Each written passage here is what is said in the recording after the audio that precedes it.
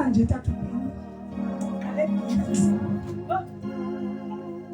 uThixo kawahambe ukuyongena ngoba kaloku uthe uzozihlisa namanini uzosenzela izinto ezinkulu uthe masifune etanci ke ngoku xa ufune etanci izinto zonke ziyalanda ndibone kumthatha ndafuna tata namali kodwa uYesu uprovide ndinikwa igift ezimbini kwinkonzo yomama endiye kuyo kuba beyazi ukuthi ndisedabini bandinika into enye kanti uThixo uyayazi ukuthi eyesibini yakubani. Haleluya. Ngoku uthatha uphinde ndifuna ufonele Crawford nangaliphi ixesha nanini na ngoba haleluya mamela ku haleluya ndifuna le gift iphela ngo-2023 nanini nethuba uyafona eCrawford uthi ndifuna imassage ngemini ethile ngexesha elithile wena uqale enhloko ukuya ezinyaweni haleluya kepha before wenzelanto unika isigawu ukhulule ihlangu yayiva ufakwa emanzini anethuba asehlwanda ekholo haleluya uzophinda edabini ngoba kaloku sisempini xa sikhona kulo mhlaba sisempini umzimba ufuna uyafuna ke nayo uyophumza. Haleluya. Ndihamba tata uPhini uze kum kule ndawo undinikile zonke into zam. Ndiyabulela uThixo osithumelelayo ngoba uthi xa kukhona ebandleni othe wava buhlungu waqaqanjelwa ndize namadoda amakhulu ebandla kodwa makhange ubizwe ndim ubizwe nguThixo endlini yam ndibona sowufikile. Ndibulela tata uSidike.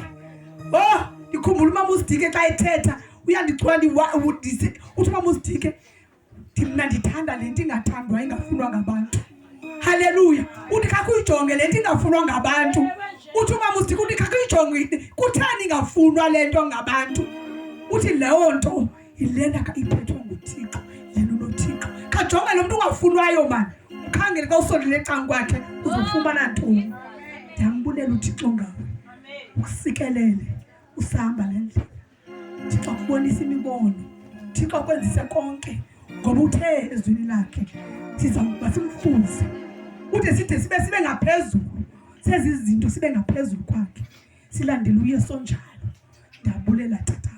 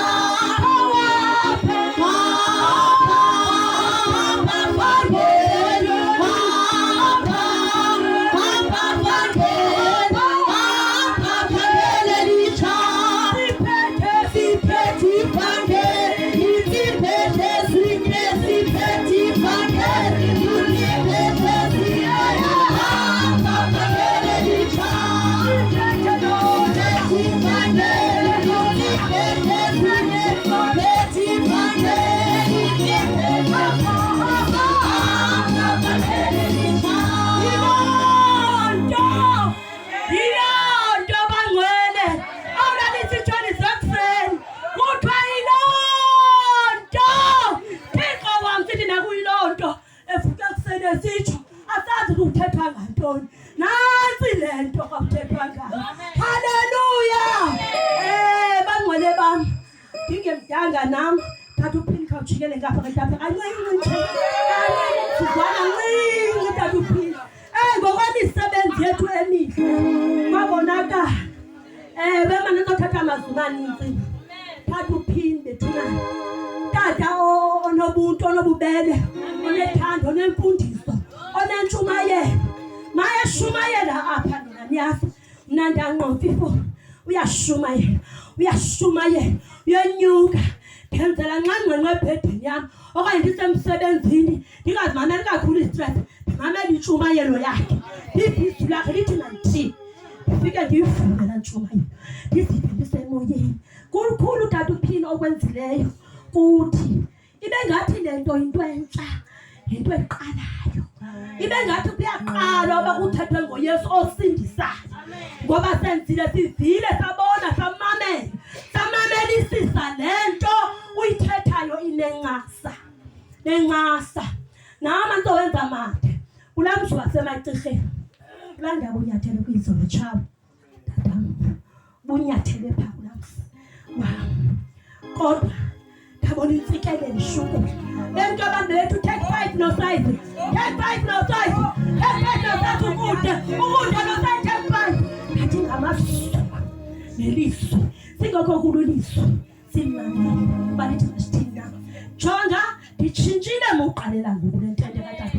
Jonga usazobona uNosize ophila ngela hlobo bephila ngalo. Jonga ndizawudilitha zawuthi nqa anampo akama ndenziwa le nto ndihamba nayo. Zawutshintsha apha bendinephutha khona, zawutshintsha. Zawuhamba le ndlela lebhangele bendixelela ngayo. Ihamba njani abethini ibhangele empini. Tata uPhina utyalile. Yeyi uzidinile utyalile. Ubonile nasenqaku uboniwe. Bebekhala abantu. Abanye bathi apha emotweni kukhona amamnyaka. Bathi kowu besifuna uyakwamkela uYesu. Baqhazi banje into encinci. Yabona la mfundisi beshumayela phaa. Hayi asiyazi. Kuthomnye ndanento enyuka apha emqaleni. Ndanento enyuka apha ngathi ngasendikhali. Ngoba baviswe ngathi. Amen. Ngiyakudala ke bethu tata. Ndithi apha ke uzawuthi khomthenga idrinki. Bemani ngale ntwana yam ayikho incinci. Kodwa ke ingaka. Kodwa ke phambi kobusuku kaThixo enkulu. Ngale mali yam